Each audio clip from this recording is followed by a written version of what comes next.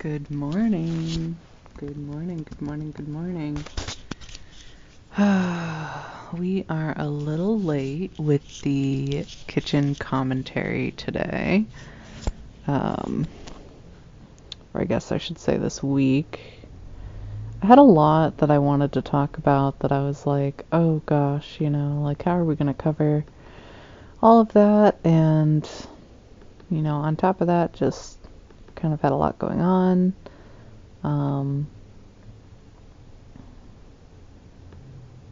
Let's do the cabbage barbecue. Cabbage barbecue celebration was such a good recipe. Oh my god. Talk about like showing off some hard-won skill with that like laissez-faire attitude. It reminds me of the people who do what is it called?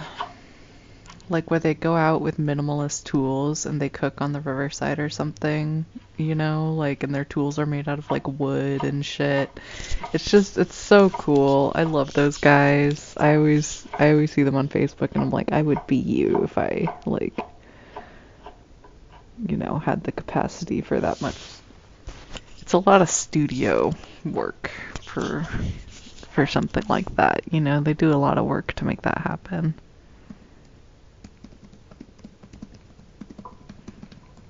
So yeah, gosh, so in one of the last episodes I was talking about how I have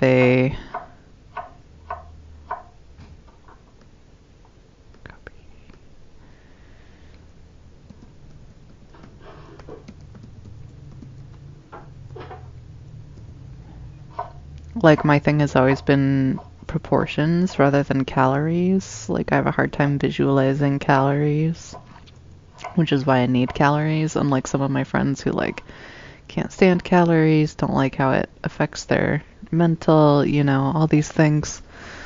And it's just so valid. So valid. But I wanted to mention that like one of the ways, and I think I've mentioned this before, but one of the ways that I've gotten around it in the past has been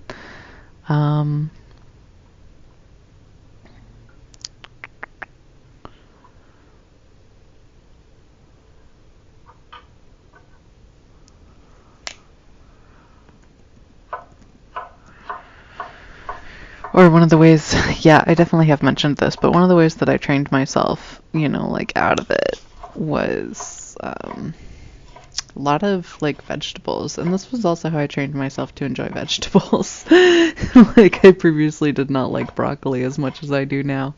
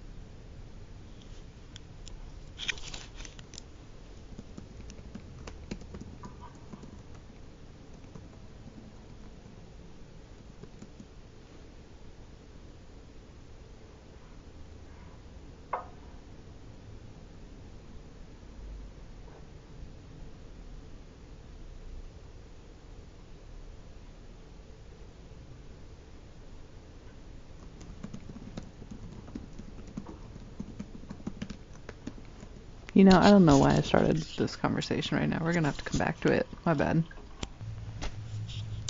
Hello. Okay, we're back. Yeah,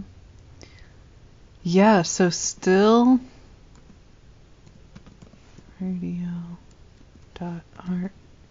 Still talking about food here.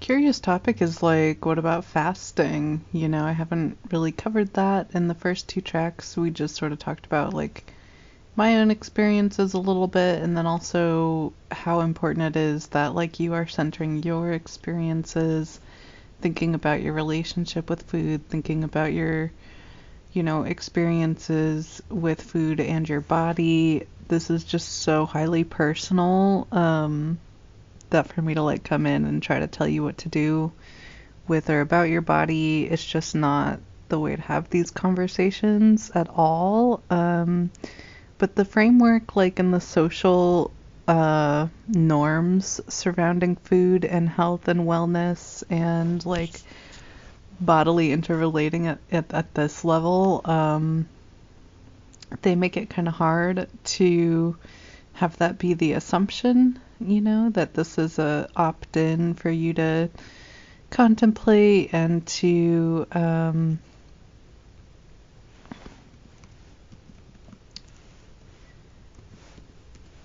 just to be like thinking about thought experiments that I'm just like offering for you. And yeah, not to say that everything I say or everything I think is gold or that it will serve you, but hopefully listening to me just kind of like ramble about my experiences and my thoughts on the topic will give you some space to think about it for yourself, and just check in with yourself and see how you're doing with your food relationships, and your relationship with your body. So, this being very important and very intimate, it does take a little bit of extra, I don't know, like padding in a discussion format. Like we need to come at it from a certain perspective of like thoughtfulness and care and just like gentle consideration. A lot of us feel bad about what we put in our body all the time. Like it's a never-ending sensation of guilt, and that can be really wearying, grinding, and it's not even guilt after a while. It's just like the sure knowledge that you're doing something wrong to yourself, and that sort of thing is really undermining. It can lead to just like a constant sense of being bad at taking care of yourself, being bad at being human, being bad at like, some really things that we consider to be like our most basic concerns as people, like fueling the meat machine, right? Yeah, just like genuinely energizing via nutritional intake. We hope it's nutritional, but personally I've gone through like a recent just struggling, honestly, mostly with depression, but struggling to like move to cook, like, and this has happened to me plenty of times in my life where I just like cannot come to the energy. I can't get the energy together to like do any actual cooking. I'm not interested, I'm not motivated. There's just something that I cannot pull together in that sense for the purpose of cooking, and it is debilitating. It's really, really difficult because, like on top of maybe not eating the best food, the fact that like you can't even get anything into yourself at all just adds to that feeling of like not being good enough, not being good at taking care of yourself, like just knowing like, oh God, I can't even do this, and that's something I want to mention. Like I spent about 10 years smoking cigarettes, and I have had problems with drinking in the past. I'm not currently drinking because of that. So, I understand what it's like to just know that you're doing something wrong to yourself, that you're like actively hurting yourself on the daily, that you're putting something in your body that isn't meant to be there, that isn't good for it. And to live in that, I guess, duality of like loving the high, right? Because we smoke for the nicotine, we smoke for the high, we smoke for like the stress relief, quote, quote, even though technically it causes more stress than it relieves, like at the chemical level. But like this sensation of mostly, like, honestly, it's the psychological relief of doing something, at least in my experience with smoking, it's the psychological relief of doing something that's like a prescribed, like this is the thing that we're gonna do and it's gonna make us feel better. And then it gives you a little bit of a high. And so it's the fact that like you set aside the time and you like think of it that way, that this is the thing that's going to make us feel better. To me, that was the thing that made smoking like so addictive, is that I had this thing that I was committed to doing to make myself feel better, outside of everything else. And, a part of quitting smoking was, building the personal resiliency and the personal habits to like continue to set aside time to feel better, to breathe. It started with like walks, going for walks and things like that, but it could be anything, as long as like we are setting aside time to like that is dedicated to feeling better, to stress relief, to whatever it is. And it actually does have to just like be good for you or be neutral. And for me, that was like a huge part of quitting smoking. But yeah, so like, and I know I've mentioned this, but I'm like on the let's eat a bunch of shitty fried food with no nutritional content for days and days and days to feel better. That's another one. That's another like sort of, this is how I do self-harm 101. Welcome to my my pain factory. God, that sounds terrible. But like it's just yeah, like I'm familiar with these things about myself, and they're things that I'm like, I know I mentioned this before, but they're things I'm always gonna fight. Like I have to assume this is not going away. Like it's coming up from my living experience, from my genetics, from a lot of different areas, but these like urges or means of like self-soothing, which are genuinely just not very good for me. So it like soothes me psychologically, but not necessarily, or like emotionally, but not necessarily in my body. That sort of dissonance is a part of life that I think everyone is so experienced with, that they take for granted that they're going to have dissonance between mind and body, that there's just always going to be this space between those two like perceived experiences of the world or means of perceiving the world. And everybody like reverts to perceiving through body more than mind, like when they sleep, for example, or when you're spacing out, zoning out, maybe when you're meditating or intentionally dropping into your body. But these two ideas of like, oh, we're just like in our head about it, we're intellectualizing things, versus like we are in the full body experience, we're completely integrated, and feeling the oneness of a single self. These things are powerful to experience, and they are very like huge underlying factors in having healthy relationships with food or with your body or with movement. And so it's something I dwell upon quite a bit. And when I am like dropping in to check in with body, like how are we doing? That's one of the first things like I'm checking is like, how far is that dissonance, between my intellectualism and the lived body experience. Oh, there's more coffee in that than I thought. Yeah, so quite a lot of coffee in there. I thought that was less full. Yeah, so and it's varied too, right? Like the thing that I think is overwhelming about having like or growing or learning to have a healthy relationship with food is that like things keep changing, like what is considered, not what is considered to be healthy, but what is like right for you in the moment will change. Like sometimes it's more important to satisfy the like emotional need for soothing than it is important to like eat the nutritionally healthiest thing.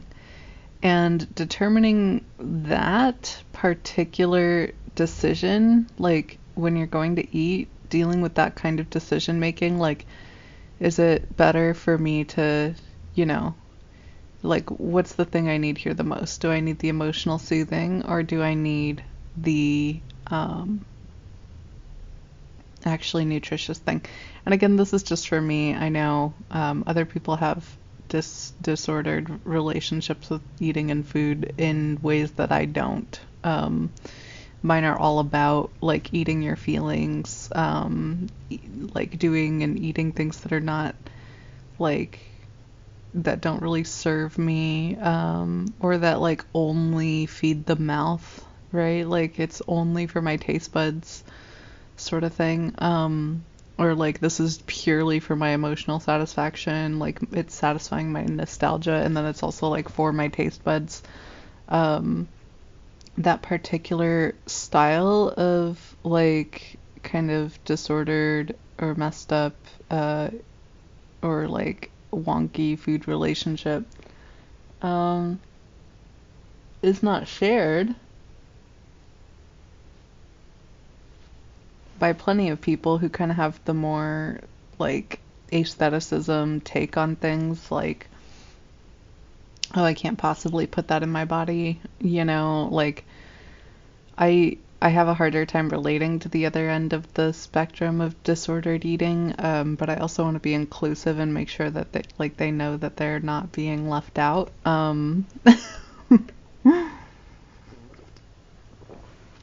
But yeah, this like just like how far are we from body, you know, mind wise, intellectually speaking? Gosh, I feel like I got distracted trying to be inclusive.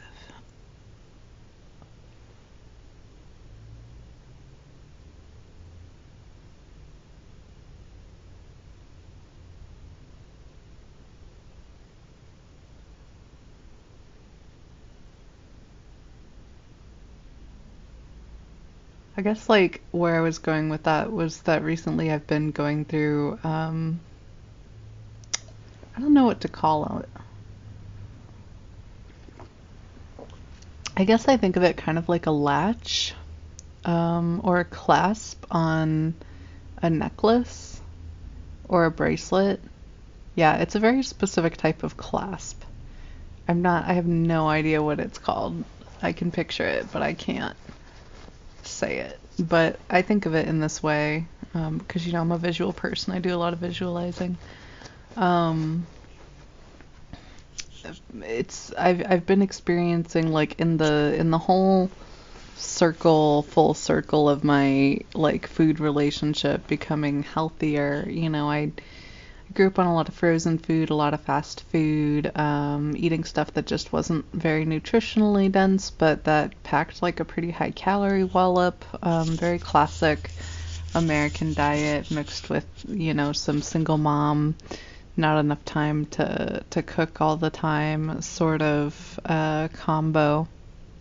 And I know I've spoken on this a lot, but I'm like really proud of my cooking ability now, you know, because I fucking love food. Like the joy of food, the joy of preparing food, the joy of like everything about it is just something that I think everybody deserves as like a right, you know, to just like be with food, enjoy. And so a lot of my work with and for myself is about that kind of thing, and especially my eating habits. And so, as I've mentioned, I've been like very demoralized about cooking lately. I think it's a natural reaction to sharing so much about my cooking and food life with the rest of the world, and I should have prepared for it, like just as a social creature, someone who understands like energy output and reclamation. I really should have been ready for the backlash of that much social sharing of a topic that like I otherwise had just kept pretty private, you know, like close to the chest. But I was like so ready, and I know I mentioned this too, I was just like so ready to share. I was like, been working on this for so long, it's time to share, you know. And so I to some extent I just couldn't help the backlash. But in, you know, in that though, like to me that's the sort of the end, or like one part of a new beginning, I should say. But it's part of a new beginning of when you learn something, or when you achieve mastery over a subject area that you had been working on, or a certain level of mastery that you are like satisfied with for yourself. When you learn something that well, the job, like the next part of that cycle, is to teach it to someone or to share it with somebody. And obviously I'm very enthusiastic about like access to food and access to healthy food relationships. So my first thought was like, this must be taught to the world. Like if everybody had healthier food relationships, then we'd be unstoppable as people, you know. So I was very like, this needs to get out there.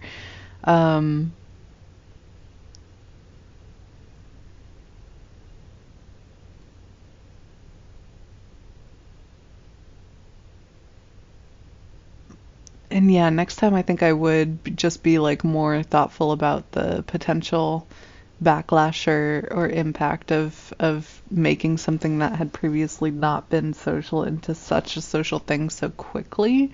Just because I have social facilitation skills to that level doesn't mean I need to do it that quickly. I could have done it with more preparation and thought behind it. Like, I know I threw out the recipes and then I started doing the commentary.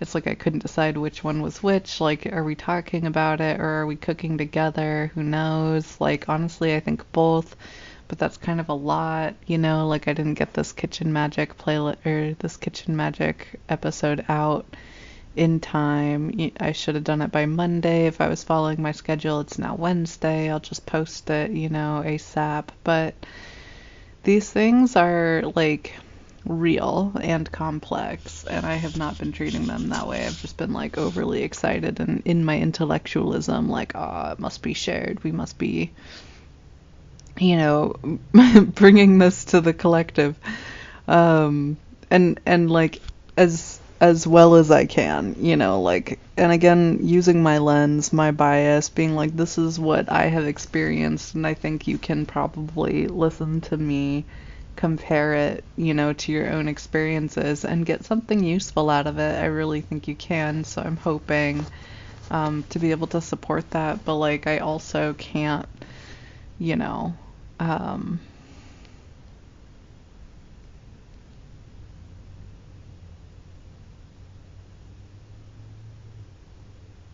just like share so much that I lose my own joy in my own like work that I do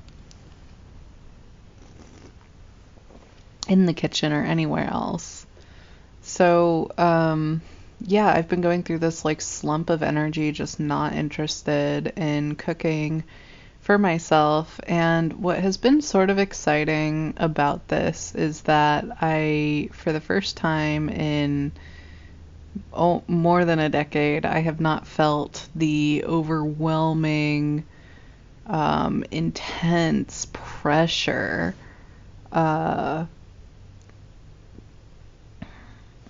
to like do something about that.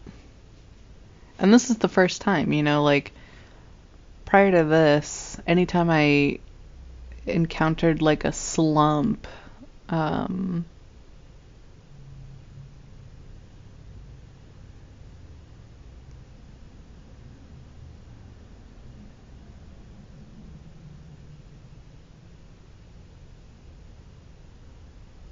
you know, like kitchen wise, I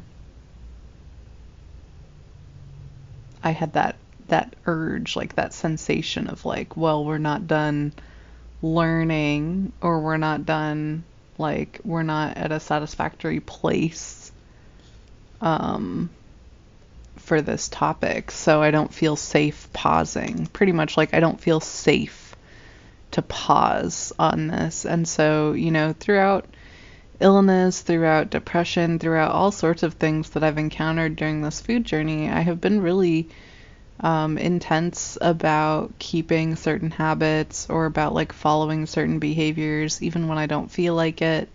It's probably one of my biggest skills is just following patterns regardless of whether or not I want to.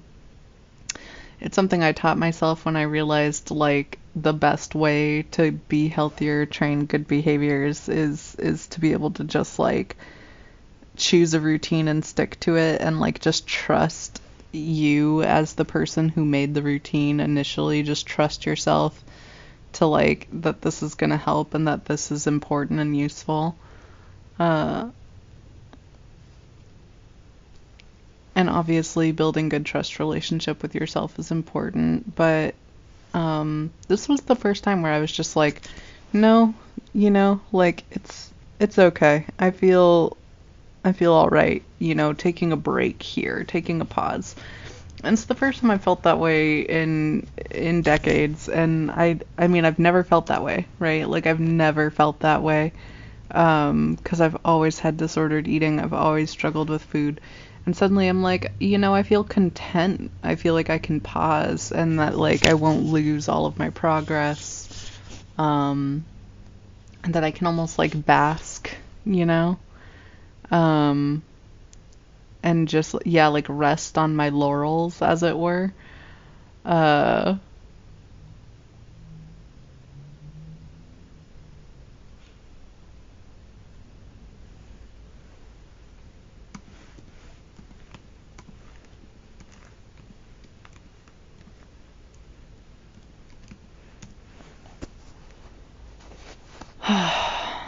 um,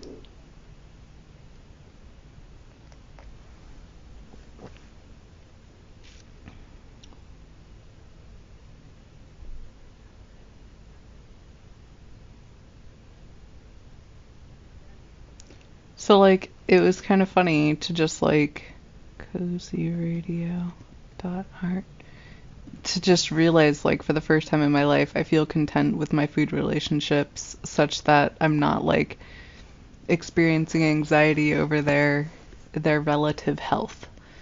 And that was huge. I was like, whoa. So I just sat with that for a minute like I've never felt that way. I've never felt that way. Um and it was such a huge deal. I was like, "Oh my God, I'm really not worried. I'm really not worried." And that had been, that had characterized most of what I considered like my food journey or my healing journey as it relates to food was just a constant worry of like, oh, it felt like walking a tightrope, but like being really, really fat and trying to walk a tightrope at the same time and being like, oh, and the fat part can fall out of your hands, and if you lose it, then you also fall. So like you're carrying your own fat across the tightrope, and if it falls, you fall too, but they're like somewhat separate things. That's how it felt. Yeah, I know that's like a really weird metaphor, but I don't know. It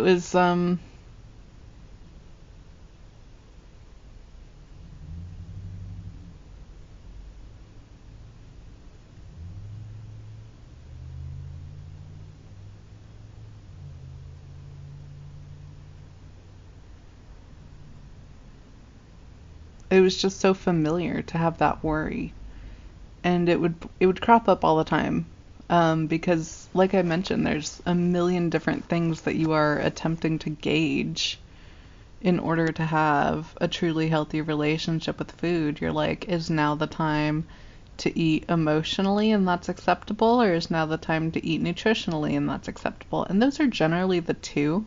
I've met people who are very committed to the food as fuel model where they don't allow emotionality to color their food decisions, and I think that that's a little bit too extreme in the aestheticism of it all. I think it's cool, and I have learned from those people in order to like create discipline around emotional eating, but I also don't think it's like the only way to eat food, because otherwise food wouldn't taste good. You know, like we would, if it was just fuel, we wouldn't have all of these other aspects to food that change the way we interact with it, including like cultural and ritualistic behaviors too, right? Like when I was doing my super extreme, super restricted dieting where I only ate vegetables and beans, no dairy, no sugar, no grain, and really just like completely full scale back to restrictive eating before adding things in again. When I was doing that, you know, I did that for years and I missed out or made very awkward the company like cupcakes or whatever, you know, like these rituals of even just like workplace rituals that are so important, that are so meaningful, that are so impactful. They can make it feel like really impossible to do restricted eating or to or to like try to participate in dietary changes. Like all of the social ritual that goes into eating is a hugely impactful like aspect of eating. So depending on like your close others and what their relationships with food are like, it's really going to determine a lot what your food relationships are, even if it determines them in the opposite direction where you're like very much not trying to do what the people around you are doing. It can make you extreme in other ways. And so this is like a very delicate relationship that's informed by so many different things that getting on top of it, with heavy air quotes, getting like a handle on your personal interrelating with it is a challenge just like in and of itself. So the fact that I woke up, you know, well, it's not like I woke up one morning recently, but like the fact that recently I felt so content in my relationships with food that I felt like for the first time ever that I could just like eat whatever I wanted and I would have freedom without consequence. Freedom without consequence is like a fucking pipe dream. It's like very rarely do we think of it existing in the world as though it's a real thing, but like to choose freely what I wanted to eat without the consequence of either worry or genuine like damage to my relationships that I've worked so hard to improve. That's huge. Like, I mean, ideally, that's a human right, you know. Ideally, people are just taught about nutrition and, like, understand healthy food relationships from an intrinsic environmental standpoint, right? Like, they grow up around good food. They do. They grow up around good food. They grow up around healthy food relationships. They grow up around, like, healthy food in general, and people who also have healthy food relationships. That's the dream, right? Like that's the ideal. But that's just like not really the case, especially in America or in my lived experience of it. So like the fact that this, you know, I felt just like, holy shit, I could just choose to eat whatever I want and it just wouldn't matter. Like it wouldn't hurt. Like I can feel, like you can feel with any relationship how healthy it is or how unhealthy it is. Like you know in your heart, you know, how healthy is this relationship. And it had, like, what's ironic is it had been getting unhealthy, like really, really unhealthy. So it was this interesting turn of like, oh, we're like really letting it go and now we're really pulling it back. And now suddenly it's very neutral. Like, there's no potential harm, there's no anything. And I was just like, wow, I'm so content with this situation. Like, and it was funny because it was perfect timing for like just not feeling like cooking, because I got a lot of frozen pizza, you know, and ate that for the first time in so long. I had DiGiorno, you know, and it was pretty good, you know. It was exactly what it is, and I ate it and I enjoyed it for what it is. And then I got tired of it, you know, after I think 2.5 of the 4 frozen pizzas that I bought, I got tired of it. And that seemed like a reasonable amount to get, like, after which to get tired of it. So it all just, like, felt very in my sphere. I was like, yes, the food situation do be bangin'. And that was really cool. But that was the first time I've eaten from the frozen food section in like more than a decade, and I was like, holy moly, Batman, like, what are we doing? What are we doing? But it felt great, like it felt liberating. I was like, oh, we're just gonna eat some frozen fucking pizza and it's not gonna be a goddamn giant deal. And that was the best part, 'cause I tell you what, like when I was working super hard with the restrictiveness and with all the discipline and all this stuff, like, God, I mean, it's hard to turn food relationships into like a disciplined restricted thing without feeling like it's punishment, without adding this additional layer of like, you're a bad dog and you suck and you don't deserve your kibble today. Like very difficult to do that. I think that's just like how we've been trained into thinking about our food, especially as it relates to like food scarcity and food insecurity and the different like systemic pressures that go into ensuring different like access to food and resources, So I really think like, I mean, I am very proud of myself and I am tooting my own horn a little bit because that was like really fucking hard to do with kindness. It was really, really hard to be kind to myself. Yeah, I have like a hangnail. It was really, really just difficult to do with love. And I didn't do it alone, like I channeled the love of my friends and family. I had plenty of friends and family and coworkers who supported my restrictive eating or who supported all sorts of different aspects of the food journey. People willing to try my very odd gluten-free recipes, all of this stuff, the social support was killer. Could not have done it without people who were like, yeah, like you do that. And even just like from strangers, like I was on Reddit talking about these things the entire time when I was like trying to brainstorm how to do it, when I was in my R&D period. I was conversing with people on Reddit and in forum communities for food, for like different means of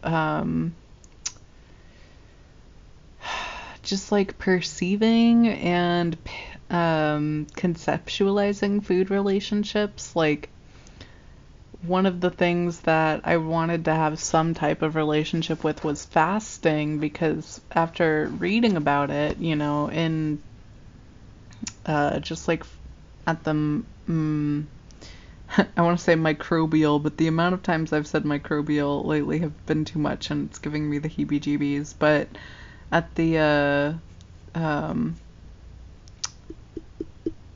fasting for the body on the cellular level, yeah, there we go, at the cellular level is really good for your cells to actually experience 16 to 18 hours of fasting a day. Like, and you could say 8 of those hours is sleep, but then you still have to fast for another like 8 hours to get the full effect of like why intermittent fasting is so helpful to us. And when you think about it, and you think about like humans in their natural environment, quote, quote, which is like really hard to do because we have a lot of different environments that we have inhabited, and it's not really clear what our natural environment would be for us now as we exist at the, cellular level, what that really looks like in our most like natural setting. What the fuck is natural for us? Like we are really struggling with our animalism and our intellectualism in a way that's making natural kind of a huge question. Like what is normal and natural for our environment? But the historic what is the word? Commonalities across cultures and across time suggest that our like feeding and fasting cycles are a really important aspect of our overall bodily health. And it looks different for different people. It's going to look different for individuals and for like ancestral groups. Yeah, I mean, it is about genetics, so it's definitely ancestral groups. But this, like, what's actually going to be best for you, physically speaking, almost certainly for everybody on Earth does include some sort of fasting. And that's like, whew, like that's a really hard concept to internalize, especially for people who have been abusing fasting, those on the other end of my disordered eating spectrum. But that's like a hard one. And for people like me who, I come from the end of the spectrum that is almost certainly informed by food insecurity or from like emotional insecurity, this like desire to eat every day, a desire to eat a whole lot of food every day. Like just big heaping portions. I have the feast thing like just turned on constantly in my brain. It's like, let's feast, let us feast, let us do the feasting. We have achieved, it is time to feast. We have done the thing, we have conquered, we have hunted, it is time to feast. And my brain's just always doing that. It's like, is it time to feast? I believe it's time to feast. And so, I've worked really hard to kind of retrain the darn thing to be like, it is almost never time to feast, but it is almost always time to graze. Like let's just nibble. And I found certain sweet spots for me when it comes to like caloric intake and fasting windows and these things that work perfectly for me, tailored to the individual. That kind of thing, highly unique, highly individualistic, is really good for you. Or at least I have found it to be very useful for myself. And so like just figuring that out, and then also like being committed to it and being like, no, this is definitely the way that it is for me. This is definitely like how it needs to be for me, in the sense of like being able to assert my needs in social contexts or in situations where this is coming into question. Like if right now I'm in a restricted like if I'm like cracking down on my sugar intake because I've been baking too much and eating too much of my own bakery lately, and then I'm tempted out in the world because my friends and I have gone out and people want to get pie. My next question is like, am I eating pie? Like, am I adding to what I know is already like something I'm kind of cracking down on? Or are we not eating pie? And that's like, I have to, in order to make that decision, I really have to like accept and internalize the next 3 things that come out of that decision, whatever they are. So like in this scenario, say I've been baking too much and like my sugar intake has steadily been going up, right? Like over the last 3 or 4 weeks, I've just been baking way too much sweet confectionery goodness and I've been eating too much of it myself. So now my baseline sugar intake, has elevated, and if something isn't done about that, then, like if I don't start to titrate it back down or to bring it back down, and get it back to like my resting sugar heart rate, although that's not what I call it, but yeah, the resting sweetness rate, or the RSR. Okay, yeah, we're not doing acronyms, but the resting sweetness rate needs to get, back into moderate levels, or even lower levels, just because of how much sugar is overpopulating our shared human environment. God, they put corn syrup in fucking everything, didn't they? But it's because corn was an easy grain to rape doesn't mean that you should. Fuck. God damn it. Okay. Anyway, my food anger is just absolutely out of control. Especially today. But so say that like my resting sweetness rate needs to be reduced back down to like a reasonable level, or like a lower than low level. And so I have, and my friends want to get pie, so I have these two choices, I'm like hanging out with my friends, are having a really great time. I fucking love pie. And we could all be getting pie together.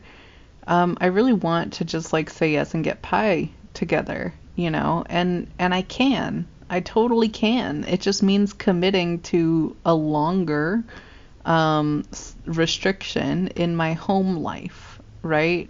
And depending on how high the sweetness level has really gotten, say like it hasn't just been the last 4 weeks I've been eating my own confections, it's actually been the last 4 months that I've been eating my own confections, and like way, way, way too much of them, right? Like I'm having a self-made cake, every couple days for 4 months.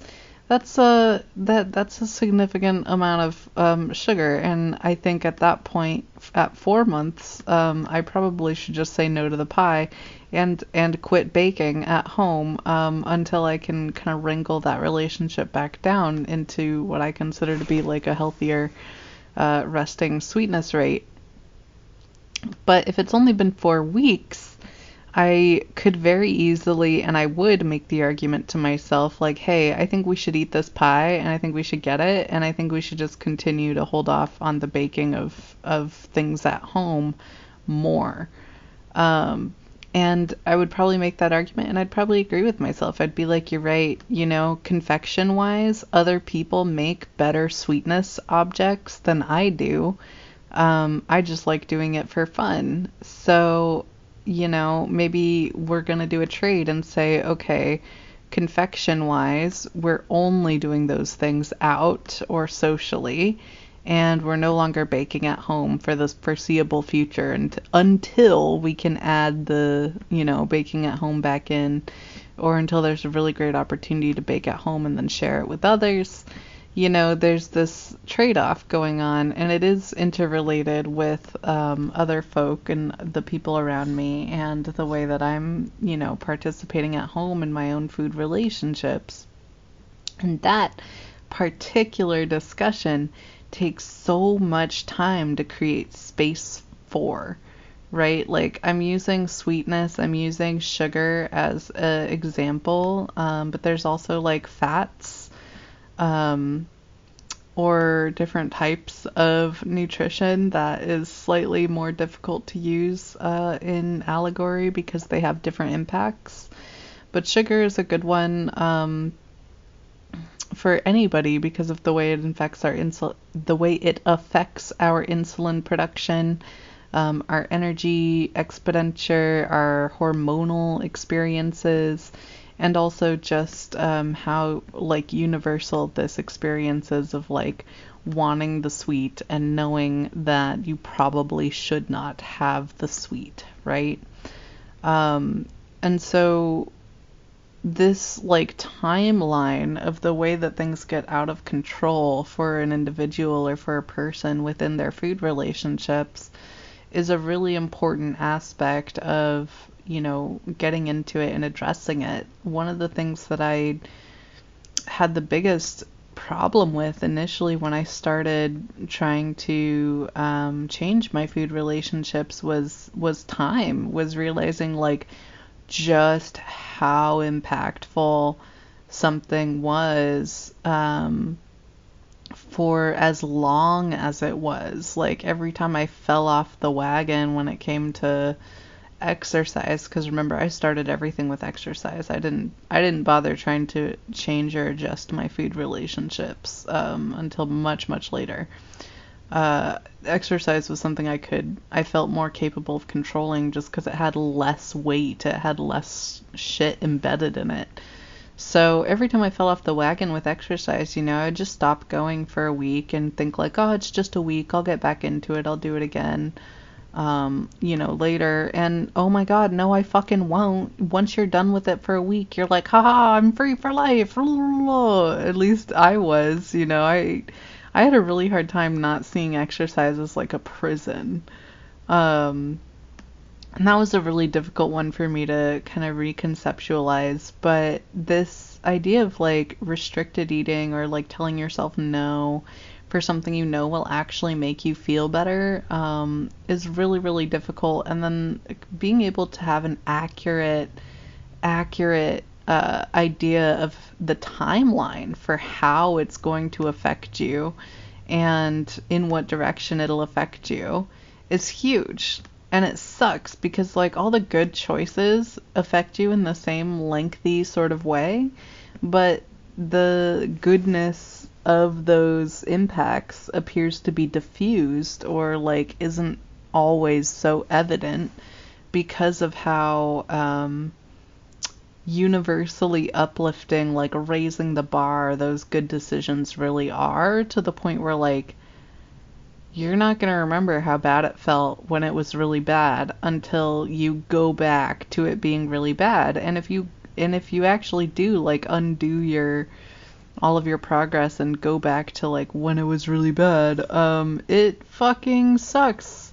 Like you realize like, oh my God, this was so much worse than I thought, and I did a lot of that. I did a lot of like 2 steps forward, 3 steps back sort of things when it came to my food relationship. So I can talk on this to some length.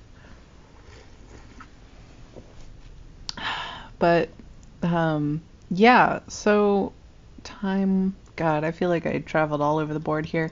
Fasting is important. I've been eating frozen pizza and I loved it.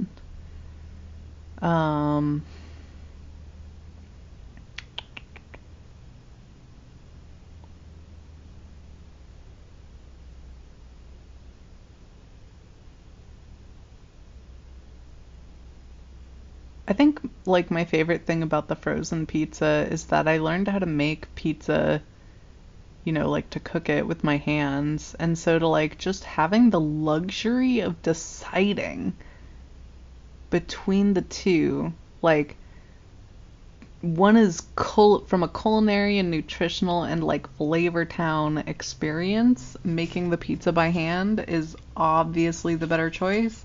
And it makes you feel really smart and really good and really cool. You're like, I am the chef, and I please myself as I do sort of way. But the frozen pizza is such a flex. It's like, I will not waste my time upon you, and yet I will still get pizza. Mwahaha. And that's just, it's a different type of satisfying. And I think being able to articulate to yourself like the specific type of satisfaction you anticipate getting from any particular meal or food related decision is going to like just exponentially increase your capacity to make good decisions for yourself about these things. Because like being a hard rules follower, like intense, like I had a friend who once called it like the drill sergeant voice, but like following your like strict decision plan that you made or created for food, as far as like what will actually help you, and like where you want to go with stuff, it can get you pretty far to be that much of like a routine enforcer. Yeah, just enforcing routines can be really good. Knowing how to enforce your routine, I would say, specifically, is the thing that's really, really good. So like where and when and how you need it, knowing for a fact that you can enforce it and that you will do so is like, it's a huge relief, but in addition to that, being able to like decide when not to follow the routine or like when not following the routine is the correct thing, is an even harder skill, I would say, to learn, because it goes against the like sensation of, oh, we're doing something good for ourselves, in the sense that you're breaking the rule, you're like changing the game, you're being like, oh, let's just eat bad anyway. Eat bad, quote, quote, because again, there's all this moralistic stuff built into it, and I call it bad because there's no nutritional value or little nutritional value. But I don't think of it as bad moralistically, and I don't think of it as bad emotionally speaking. I think of it as delicious, and morals just don't play into it. I mean, it's not great to treat yourself like shit over prolonged periods of time, but if me, myself, and I want to eat some Jack in the Box, then we're fucking gonna, like, and it's this back and forth, this relationship. It's not a relationship with food primarily, it's a relationship with yourself, and then how that relationship with yourself impacts your relationships with things like food. And that distinction, as small as it is incredibly important when you're addressing disordered food relationships or disordered eating.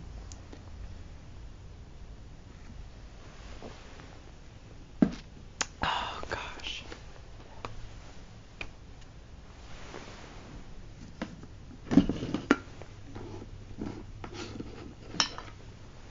So yeah, I guess all that to say, I'm bragging because I have been able to eat what I want, even if eating what I want has essentially involved not really caring about food at all, not really getting much joy from the actual experience of the eating, or I would say like, objectively speaking, making your own pizza is still more joyful than eating frozen pizza, if we're talking about joy specifically.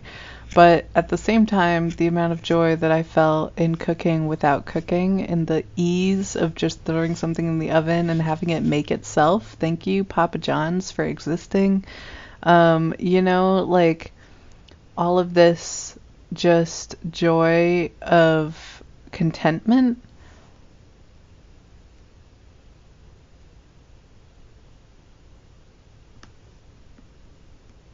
Yeah, that's been huge. That's been really, really huge. And so I've just kind of been celebrating that, kind of been enjoying it, and wanted to hop on and discuss a little bit about food relationships. I think the main thing I wanted to talk about was fasting and how, like, important it is. And for me, I really struggle with fasting sometimes because I struggle with restriction, in the sense of, like, I don't like being told, even by myself, that I can't do something.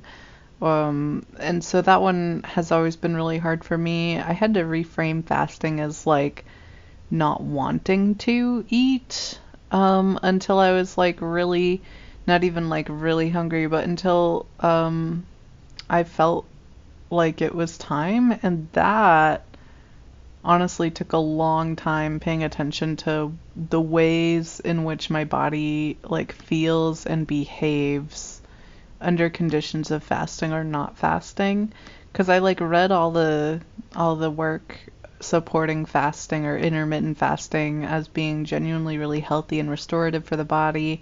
It has essentially, what I got out of it was, like, eating all the time, and especially feasting all the time, the way Americans tend to do, because our portion sizes are out of fucking control.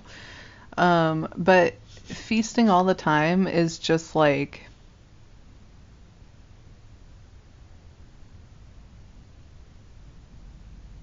drowning yourself, drowning your body in all of these different things that just, like, there's too much of them.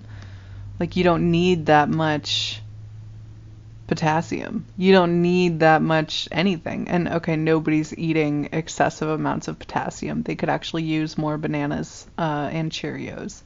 But other things also give you potassium. But, like, most of what Americans are drowning in is cholesterol. Let's be fucking real. But, like, nobody needs that much of anything, food wise. Like, we need less and to really conceptualize it that way and realize that I was like drowning myself or otherwise just like overwhelming my body with content that it was like that it didn't need, that was easier for me to conceptualize when it came to like enforcing fasting against emotional need to eat or like the social norm of eating every day or of eating, you know, certain ways every day. Because like different cultures eat differently. Like when I was in Switzerland, their biggest meal of the day was lunch. I really enjoyed that. I tend to copy that. I don't like having my biggest meal of the day be in the evening. But honestly, I needed flexibility for that kind of thing. So I was like, okay, I have one big meal, one medium meal, and like one snack a day. It really works for me. And then I decide which does what when. And sometimes we skip, you know, totally or whatever. All of that is just like super personal decisions that are made in the moment that like you deserve to have and to feel like it is well thought out and, you know, understood to you why you're making these choices. And just like nobody gets to experience that in my opinion. Like people don't think about it that much. And like some of them I feel get away with not thinking about it, and like their metabolism or their environment pretty much cares for the need entirely, and that I guess is a human in their natural habitat, right? Like whoever's healthily getting along somehow without having to focus on food. But you know, most people in America do not live in that healthy of a food environment. And as much as I'm sure their metabolisms and their bodies are adapting to the, you know, like to what environment they do have, I don't think that necessarily replaces the need to be thoughtful or to be more what's the word? Empowered to have decision making, like control over these relationships. But yeah, okay, I'm gonna sign off. I'm getting all, this is what America needs, and that's always how I know I need to go. So have a good day. Enjoy your food. Please, please, please, please, please take deep, deep levels of hedonistic pleasure from your food. And if you're not doing that, maybe question, you know, how your food relationship is going and why you aren't feeling so hedonistic about it, because it's like one of the few things that we do daily that we have to do as humans that have the potential to be enjoyed as hedonistically as possible, and yet we do not do it. We do not do it. So think about that, and I will talk to you next time.